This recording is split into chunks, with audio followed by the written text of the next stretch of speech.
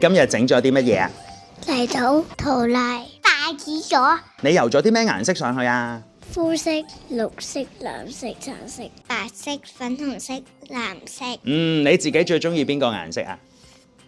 中意橙色。最中意咧，因為佢色彩繽紛，好靚。我都認同啊。豬豬。橙色係咪？好，有兩個係屬係我。呢個圖啊，呢個圖啊，呢個圖啊，呢個。點解你要將佢搭高嘅？如果你咁樣睇，佢會有啲顏色咁樣。係喎，原來我哋做陶泥作品嘅時候，喺唔同嘅角度係會睇到唔同嘅效果噶噃。下次如果再做，你想做啲乜嘢形狀啊？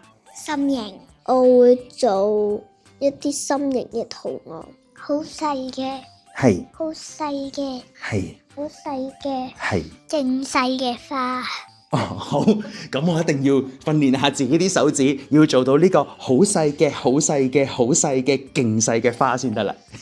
知唔知筷子咗有咩作用㗎？擺個筷子。係啦，就係我哋食飯嘅時候咧，筷子唔好周圍放，可以選擇自己用或者送俾人，送俾屋企人，婆婆，送俾婆婆。留翻自己用，爹哋同埋媽咪，梗係自己用啊！